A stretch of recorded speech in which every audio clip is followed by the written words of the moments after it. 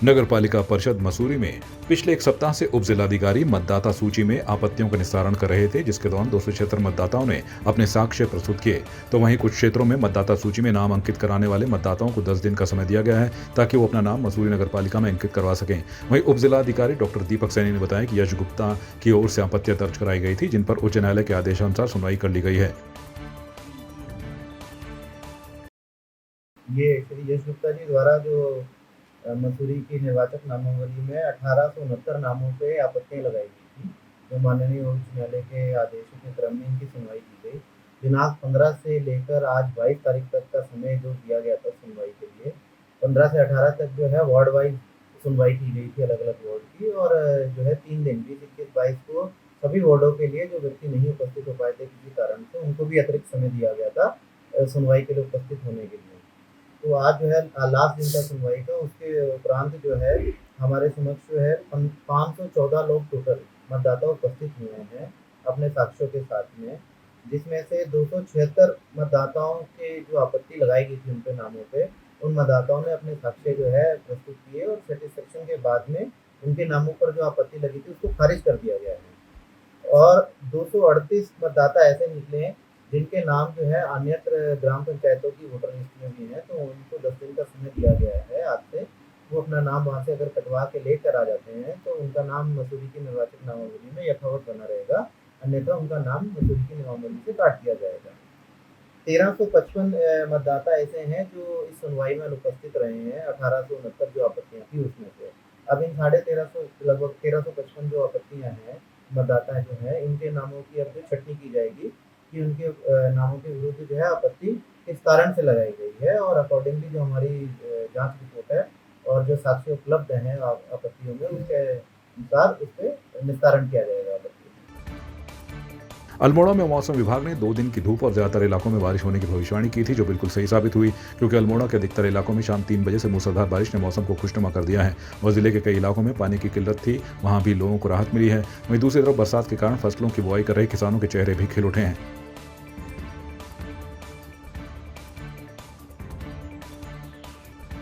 रानीखेत में कांग्रेस प्रदेश अध्यक्ष करण माहरा ने एक प्रेस वार्ता के दौरान क्षेत्रीय विधायक प्रमोद नैनवाल पर योजनाओं का झूठा श्रेय लेने और क्षेत्र में माहौल बिगाड़ने का आरोप लगाया। प्रदेश अध्यक्ष ने कहा कि बीजेपी के विधायक मेरे कार्यकाल में स्वीकृत योजनाओं का फीता काट रहे हैं। बीजेपी अपनी अंदरूनी लड़ाई में कांग्रेस को घसीट रही है, जो कि हास्यास्पद है।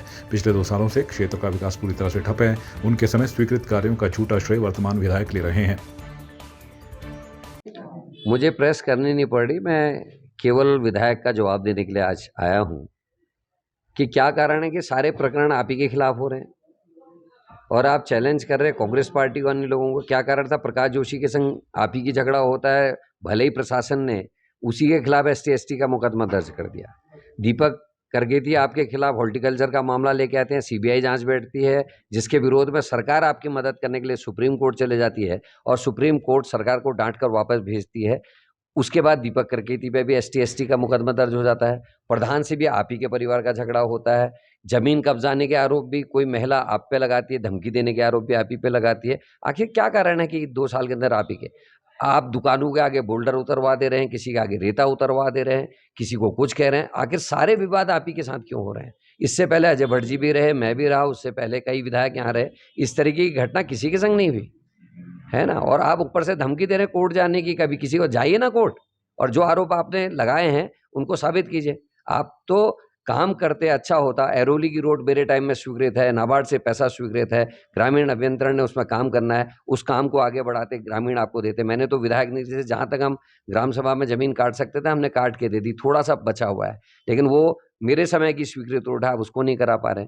कोठिया खगैर वाली रोड मेरे समय में स्वीकृत, उसका अंशदान हमारी सरकार ने दे दिया, आप उसको आगे नहीं बढ़ा पा रहे। स्टेडियम में स्वीकृत करवा के गया, स्टेडियम की फाइल मैंने अपने क्वेश्चंस लगवाए, आपने इन 2 सालों में एक प्रश्न तक नहीं उठाया विधानसभा में उस विषय में। 110 करोड़ का स्टेडियम रानीखेत में बनना था। अस्पताल की दयनीय हालत हो गई है, OTP नहीं चल पा रही, वहाँ ऑपरेशन नहीं हो पा रहे थे, इतनी लीकेज ऊपर होगी, काम ऐसा घटिया कर दिया। मेरे द्वारा जो वहाँ जिला प्लान से शेड बनाया गया था, उसके नीचे विधायक नीति से मेरी बेंच लगी थी, उसमें से कुछ बेंचें हटवा के या मेरी ही बेंच में रंग करके अपने नाम लिखवा दिए हैं। ये समझ में नहीं आता, आखिर लगी हुई बेंच क्यों हटवाई? कहीं नई जगह आप बेंचेस लगा लेते।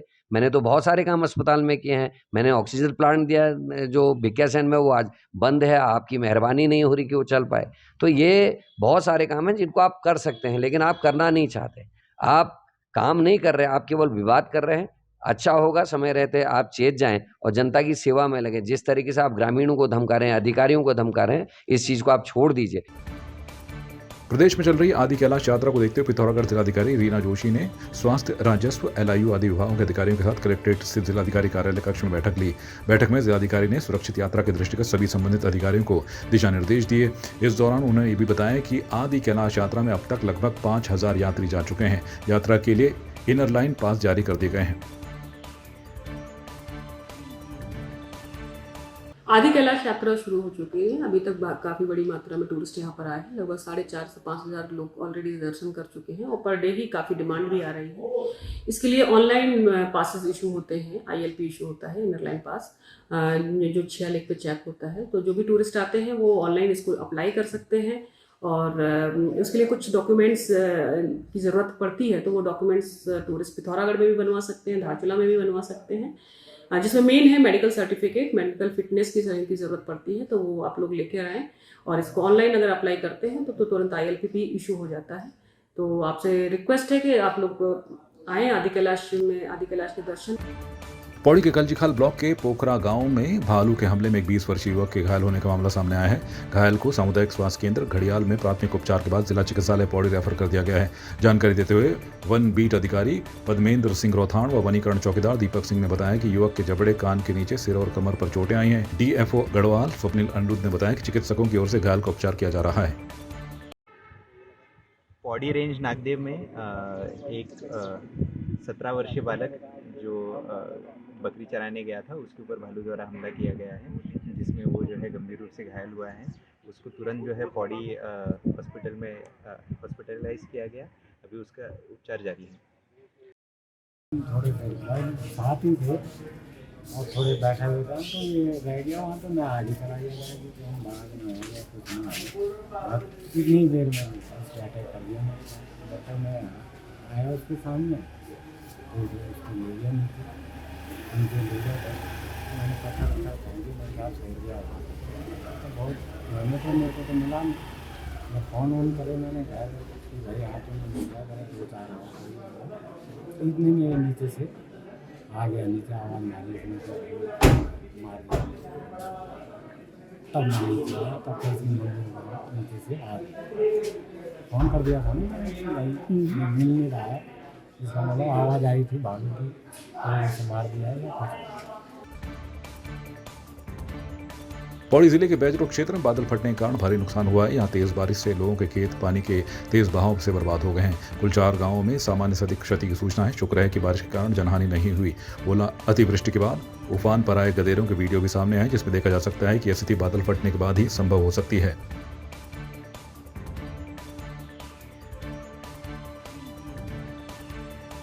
अचानक से जो अतिवृष्टि हुई है बैजरों के आसपास के इलाके में, तो 4 गांवों में कुछ क्षतियों की सूचना है। यहाँ पे जो हमारा स्टेट हाईवे है 32, उसके किलोमीटर 10 to 11 में भी 30 मीटर का स्ट्रेच जो है वो बह गया है। तो इस संबंध में SDM को एक्सीएन PWD, साथ ही जो आपकी UPCL के एक्सीएन है जल संस्थान और CMO और DSO को निर्देशित किया गया और तत्काल इसमें जो भी राहत संबंधी कार्रवाई की जानी है उस पूरे इलाके में वो करने के लिए उन्हें निर्देशित किया गया। और अभी तक किसी भी किस्म की जनहानि की कोई सूचना नहीं है। कुछ सामान्य क्षतियाँ हैं तो उन्हीं के अकॉर्डिंगली आवश्यक कार्रवाई की जाएगी। यहाँ से डिज़ास्टर मैनेजमेंट की टीम और SDM भी अपने साथ में FGI और दूसरे लोगों को लेके जा रहे हैं। तो मैं उम्मीद करता हूँ कि स्थिति में नॉर्मल सी जल्दी आ जाएगी। आपकी इस पर क्या राय है, हमें कमेंट कर जरूर बताएं। इसके साथ ही आप हमारे YouTube चैनल को सब्सक्राइब कीजिए। आप हमें Facebook, Instagram, Twitter और कू ऐप पर फॉलो भी कर सकते हैं। और संवाद 365 के साथ एक क्लिक में जुड़ने के लिए डाउनलोड कीजिए संवाद 365 ऐप।